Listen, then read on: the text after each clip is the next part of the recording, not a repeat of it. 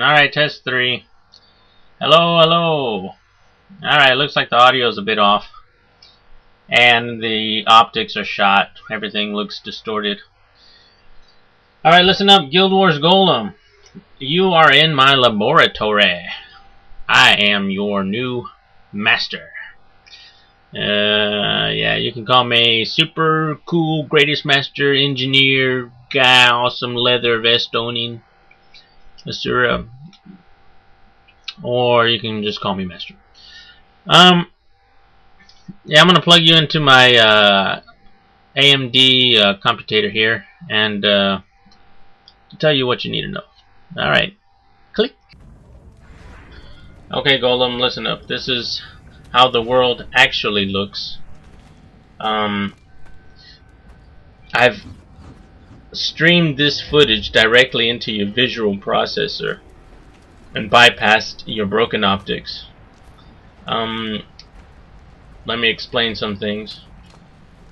This footage is taken from an invisible camera which I placed behind potential team members, just to keep an eye on what they're doing, how they're doing, evaluate them.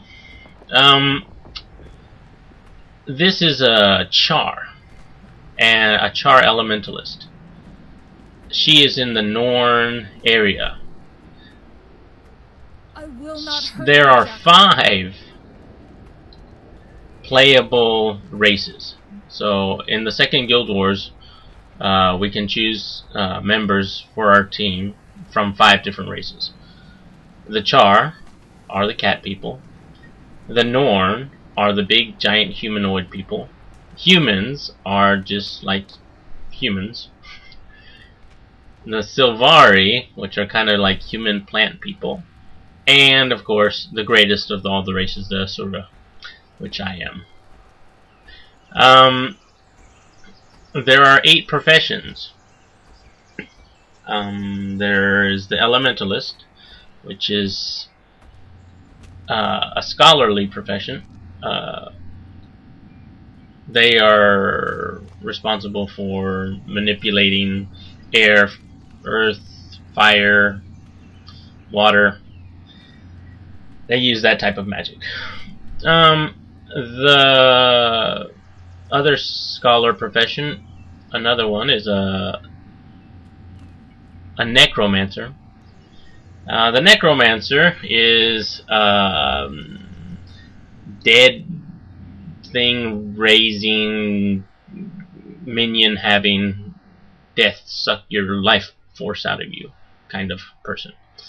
They're kind of scary. The third scholar profession is the mesmer, and the mesmer is kind of like a interrupt, energy sucking, condition inflicting, can create clones of themselves and make phantasms, mage kind of thing. The thing that separates the scholarly professions from the other professions is that they have light armor and they have a lot of magic. Their weapons are mostly like scepters and staves and stuff like that. Staves? Those would be the scholarly professions. They can dish it out, but if you come up to them and punch them in the face, it might hurt them.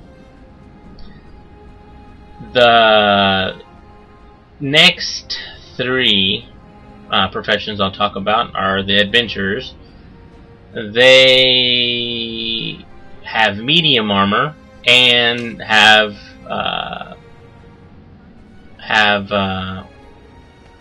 weapons like bows and swords and axes and daggers and stuff like that. Not so much with scepters and staves. They are kind of like mid-ranged. Mid-range meaning they can dish it out and they can take it a little bit. They are the ranger, which is has a pet and can deal damage from a long distance, from ranged distance. They are the only profession that can have a pet. So if you golem, you cannot have a pet.